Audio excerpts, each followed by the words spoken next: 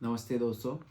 आज हम जिस विषय पर चर्चा करने वाले हैं वो है एक वेटरनरियन के प्रैक्टिस बैग में कौन कौन सी दवाई होना बहुत अनिवार्य है।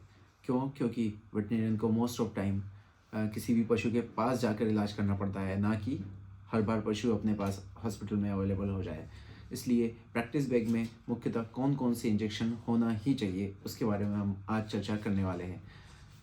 इस वीडियो को जैसे हम आगे बढ़ाएं उसके पहले मैं आपको बताना चाह रहा हूँ कि ये वीडियो बहुत ही इम्पोर्टेंट होने वाला है। क्योंकि एक प्रैक्टिस बैग में और इंस्टेंटली ऐसी दवा की जिससे एनिमल को टाइमली रिलीफ मिल जाए, इसलिए कौन सी दवा रखनी चाहिए और कौन सी दवा नहीं रखनी चाहिए। अनवांटेड वजन नहीं बढ़े बैग का। अनवांटेड लोग जनरली मोटरसाइकिल से प्रैक्टिस करते हैं, तो उसमें एक बैग के अंदर कौन कौन सी दवाई होना बहुत ज़रूरी है। ये बहुत एक महत्वपूर्ण डिस्कशन होना है इस बारे में। चलो हम वीडियो को शुरू करते हैं। मुख्यतः कौन कौन सी दवाइयाँ बैग में होनी चाहिए, इसमें हम सबसे पहले बात करेंगे CPM, क्लोरफेनेरामाइन मैलिएट, जो कि एविलिन नाम से भी आता है, और ये वाला कैडिस्टिन नाम का जेनेक्स का ये भी आता है। CPM कोई सी भी कंपनी का हो, ये वैसे कैडिस्टिन का बहुत अच्छा रिजल्ट है। ये CPM बैग में होना बहुत ज़रूरी है। ये 10 से 20 ml के बीच में, डिपेंड ऑन बॉडी साइज, हम एनिमल को दे सकते हैं। उसके बाद में ये हो गया कि एंटी एलर्जिक और इन सब में काम करेगा। शॉक से बचाने के लिए कोई सी रिएक्शन हो गए उसमें हर जगह कैडिस्टिन का बहुत इंपॉर्टेंट रोल है। उसके बाद में दर्द सूजन बुखार में, अगर बुखार नहीं है तो हमें प्लेन मेलोनेक्स देना है। इसका डोज रेट है 0.5 से 1 mg बॉडी वेट। ये प्लेन मेलोनेक्स है। अगर body weight normal body temperature से बॉडी टेम्परेचर हाई नहीं जा रहा है, दर्द हो रहा है, तो उस टाइम पे हम मेलोनेक्स का यूज़ कर सकते हैं। इसका डोज रेट है 0.5 से 1 mg पर kg body weight. If body temperature high है तो टेम्परेचर हाई के टाइम पे हम दे सकते हैं फिर मेलोनेक्स प्लस, जिसमें मेलोक्सिकम के साथ साथ में पैरासीटामॉल भी एड है। इसका भी डोज रेट आपको 0.5 mg पर kg बॉडी वेट के अकॉर्डिंग आपको देना है। ये इंजेक्शन बहुत इंपॉर्टेंट है। अगर बॉडी टेम्परेचर नॉर्मल तो और दर्द है तो मेलोनेक्स का यूज़ कीजिए। अगर बॉडी टेम्परेचर हाई जा रहा है नॉर्मल से तो आप मेलोनेक्स प्लस का यूज़ कर सकते हैं। जैसे कि ये 3 इंजेक्शन हो सके। इसके बाद में हम चर्चा करने वाले हैं फ्लूनेक्सिन मैग्लूडाइन। ये थोड़ा महंगा पड़ता है इंजेक्शन, लेकिन इफ बॉडी टेम्परेचर हाई जा रहा है, दर्द सूजन बहुत ज़्यादा ही है, कोलिक की कंडीशन बनी हुई है, या फिर किसी भी डिजीज़ में अगर बॉडी टेम्परेचर हाई है और इंस्टेंट रिलीफ अगर पाना है आपको, तो ये मैग्लूडाइन, फ्लूनेक्सिन मैग्लूमाइन, ये करके इंजेक्शन आप यूज़ कर सकते हो। बस थोड़ा कॉस्टली पड़ेगा ये। ओके, अब हम नेक्स्ट एंटीबायोटिक की तरफ जाते हैं। जैसे कि अब ये है इंटासेप्ट टेजो, जिसके अंदर सेट्रैक्सोन और टेजोबैक्टम है। ये लगभग 10 से 20 mg पर kg बॉडी वेट के बीच में, डिपेंड डोज आप एज ए वेटरनरियन डिसाइड कर सकता है कि कितना ऊपर कितना नीचे देना है। ये 562 mg इसमें छोटा पैक में आता है, और 3375 और 4 और 4.5 ग्राम में भी अवेलेबल होता है। सेट्रैक्सोन और टेजोबैक्टम, पोटेंशिएटेड टेजोबैक्टम ऐड कर रखा, तो पोटेंशिएटेड ड्रग है सेट्रैक्सोन के साथ में टेजोबैक्टम का। इंटासेप्ट टेजो ये इंटास कंपनी का है। ये एंटीबायोटिक, मेस्टाइटिस और मोस्ट ऑफ डिजीज़ में ये बहुत अच्छा काम करती है। इसके बाद में नेक्स्ट एंटीबायोटिक के तरफ हम आने वाले हैं, तो है कि ये बैग में एंड्रोफ्लॉक्सिसिन एक ये होनी चाहिए, और एक एंड्रोफ्लॉक्सिसिन 40 वीर। ये 40 वीर के नाम से आता है, जो कि वीरबैक कंपनी का है। एंड्रोफ्लॉक्सिसिन आप कोई सा भी यूज़ करो, ये 10% वेट बाई वॉल्यूम है, और इसका डोज रेट जनरली हमें 7.5 mg से पर kg बॉडी वेट के अकॉर्डिंग हमें देना होता है एंड्रोफ्लॉक्सिसिन। इसको रिपीट 48 हावर्स के बाद में करते हैं, तो ये भी एक बहुत अच्छा काम करता है। और सॉफ्ट टिश्यू में एंड्रोफ्लॉक्सिसिन बहुत अच्छा काम करता है। 7.5 mg पर kg बॉडी वेट के अकॉर्डिंग ये लगा सकते हैं आप इसको। एंड्रोफ्लॉक्सिसिन मोस्ट ऑफ जगह, बहुत सारी जगह पे मेस्टाइटिस हो गया या फिर कोई सी भी डिजीज़, उसमें इसको हम यूज़ कर सकते हैं। इसका फ़ायदा ये है कि 48 घंटे के बाद में जो 40 वीर आता है, इसको 48 हावर्स के बाद में भी हम रिपीट कर सकते हैं। तो लंबे टाइम तक अगर डोज रिपीट नहीं करना हो तो एक बार में 40 वीर आप लगा के और 48 हावर्स बाद में आप फिर से रिपीट कर सकते हैं। हायर एंटीबायोटिक की बात करें तो हम, और ये रेस्पिरेटरी इन्फेक्शन में एमोक्सिलिन करके आता है। एमोक्सिलिन और सल्बेक्टम, ये है एमोक्सिलिन और सल्बेक्टम। इसका भी डोज रेट 7 mg पर kg बॉडी वेट के से लेकर 10 mg पर kg बॉडी वेट तक कर सकते हैं। रेस्पिरेटरी ट्रैक्ट इन्फेक्शन में बहुत अच्छा काम करता है एमोक्सिलिन ग्रुप ऑफ ड्रग्स। इसके बाद में इसको दस्त में भी हम यूज़ कर सकते हैं।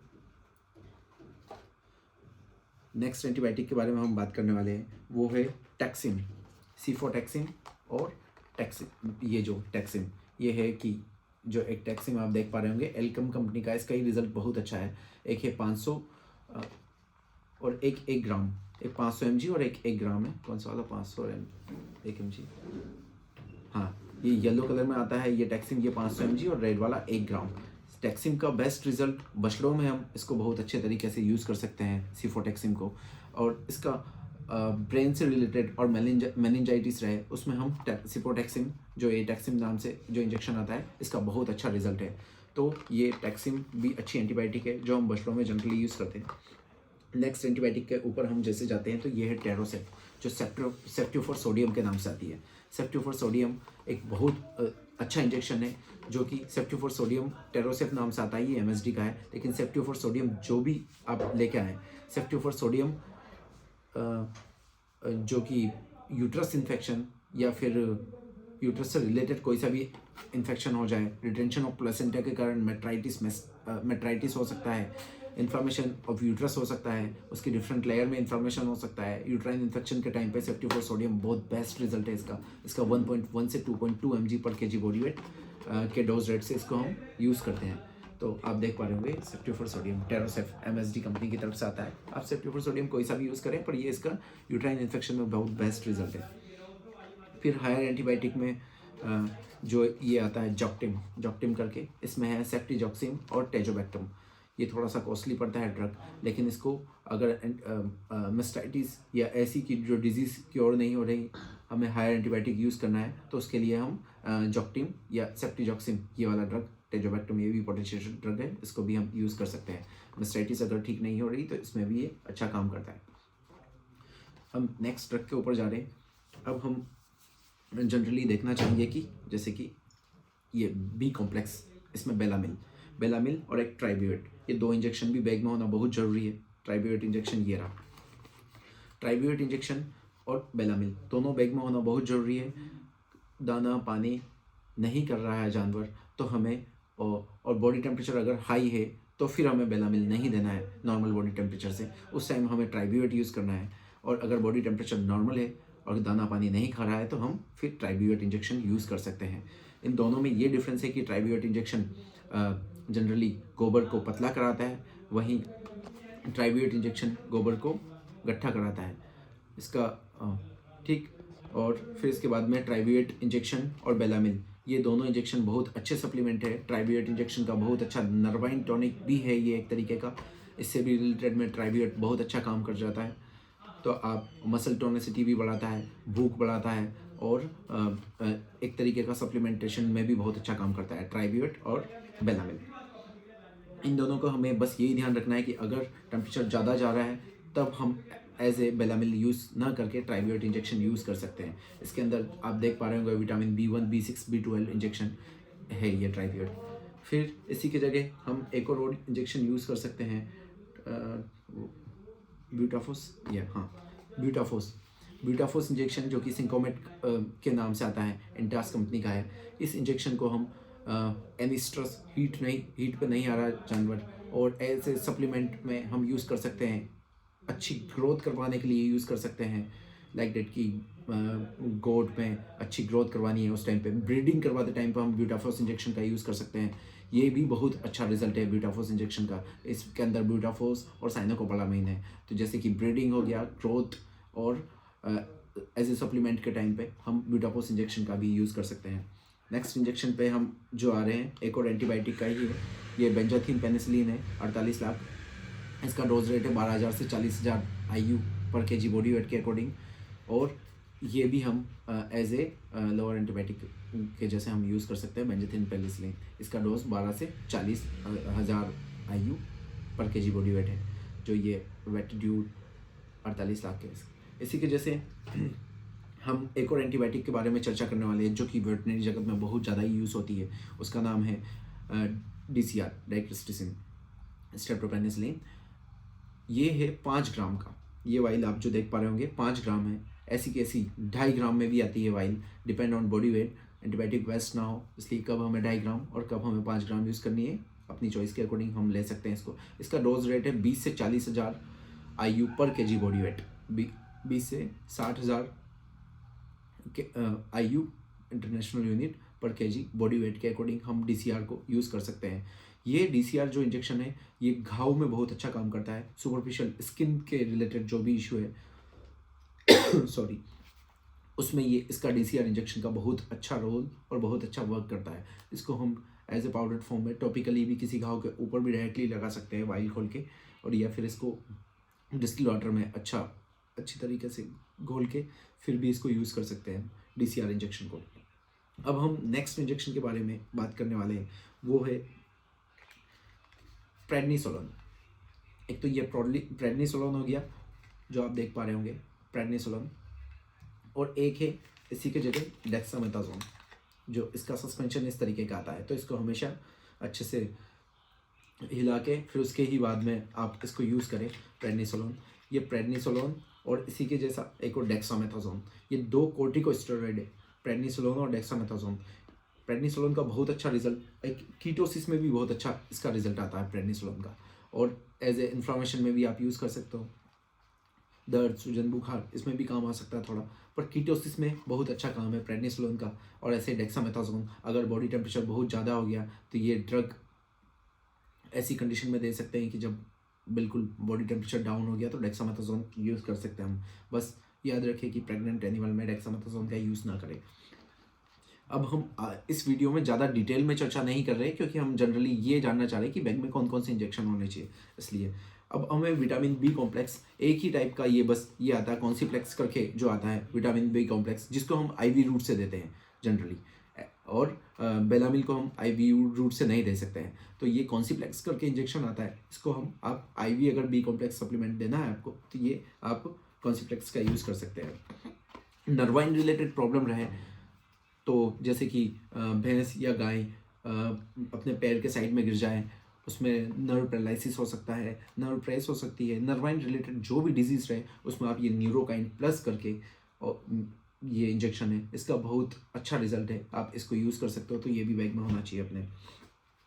फिर इसके बाद में अगर पेपिलोमा, वार्ड्स, इससे रिलेटेड प्रॉब्लम है तो आप ये नॉलुम करके इसका इंजेक्शन है, पर इसके अंदर आता है लिथियम एंटीमनी थायोमेलेट, और ये इंजेक्शन का भी बहुत अच्छा रिजल्ट है। लंपी स्किन डिजीज़ में भी आप इसका यूज़ कर सकते हो, तो इसलिए इसको लिथियम एंटीमनी थायोमेलेट ये भी इंजेक्शन बैग में होना चाहिए।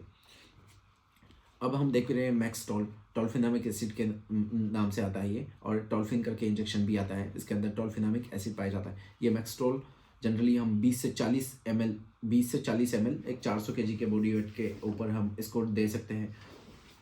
इसका डोज रेट आप देख पा रहे होंगे कि इसका डोज रेट 4 mg पर kg बॉडी वेट है ना, और ये COX-2 इनिबिटर है, ये NSAID है। इसको हम जनरली जैसे कि लंबा ट्रैवलिंग करके हम भैंस को लेकर आए या ट्रांसपोर्ट के टाइम पे एक्स्ट्रा थकान हो जाए, उस टाइम पे मैक्सटॉल का ये यूज़ कर सकते हैं हम, ये बहुत अच्छा काम करता है उसमें भी, तो मैक्सटॉल भी हम यूज़ कर सकते हैं इंजेक्शन को।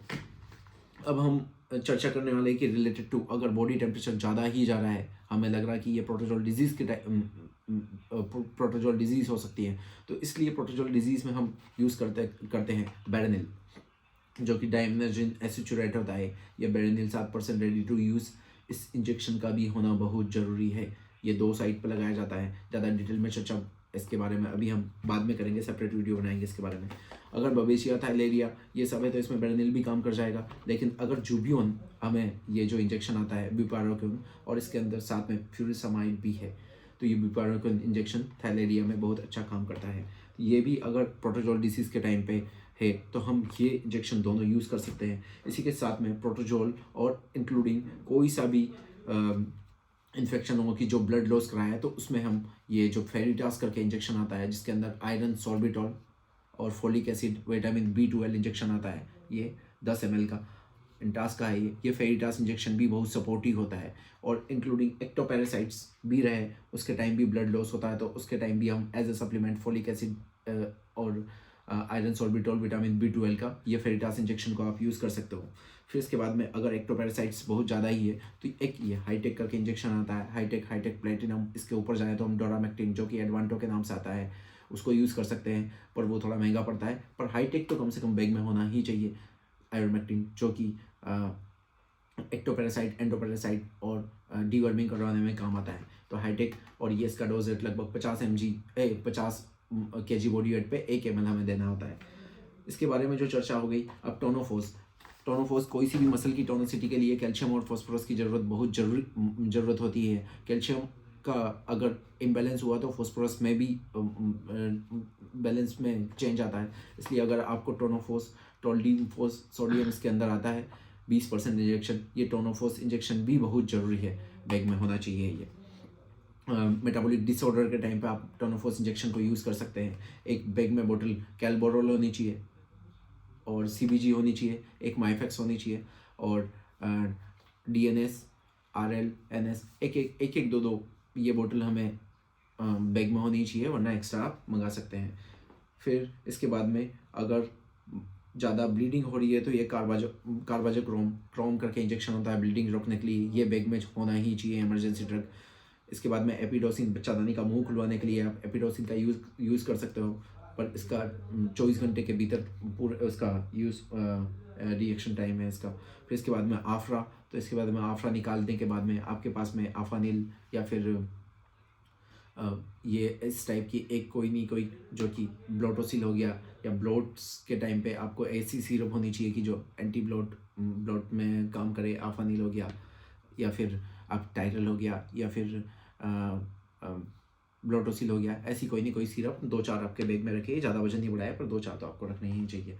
इस तरीके से हम, हाँ, एक ड्रग और बहुत इंपॉर्टेंट रह गया जो कि ये OTC, ऑक्सीटेट्रासाइक्लिन। इसका सस्ता और बहुत ज़्यादा यूज़ होता है, और इंक्लूडिंग ये बैक्टीरियल इन्फेक्शन ही नहीं, ये प्रोटोजोल इन्फेक्शन में भी काम करता है। इसलिए OTC भी बैग में होना बहुत ज़रूरी है। इसका डोज रेट 5 से 10 mg पर kg बॉडी वेट। इसको IM IV दोनों तरीके से यूज़ कर सकते हैं हम। ये इंजेक्शन बहुत इंपॉर्टेंट है, इसको आप बैग में रखना ज़रूरी है। OTC, ऑक्सीटेट्रासाइक्लिन करके इंजेक्शन। हाँ, इसका ध्यान ये रखें कि ज़्यादा टाइम तक अगर आपने बैग में स्टोर किया है और ये ऑयली प्रिपरेशन है, इसमें कुछ क्रिस्टल्स फॉर्म किया है, तो इसको आप डिस्कार्ड कर दीजिए, यूज़ नहीं करें। एक मेस्टाइटिस के टाइम या थन में या कहीं भी विटामिन A, D3 देखने में भी थोड़ा कमजोरी टाइप हो रही है, तो आप ये वेटेड करके एक इंजेक्शन है, इसको भी आप बैग में रखें। ये भी बहुत इंपॉर्टेंट है मेस्टाइटिस में, या फिर और भी बहुत सारी जगह ये सप्लीमेंट के जैसे इंजेक्शन है, एक ही बार यूज़ करना होता है। ये भी अच्छा इंजेक्शन है। दोस्तों, आज के इस वीडियो में कहीं भी कुछ भी दिक्कत आए तो आप नीचे कमेंट सेक्शन में कमेंट कर सकते हो, और मैं हर एक ड्रग के बारे में इतना ज़्यादा आज डिटेल से डिस्कस नहीं कर पाया, क्योंकि नंबर ऑफ़ ड्रग्स बहुत ज़्यादा है। धन्यवाद दोस्तों।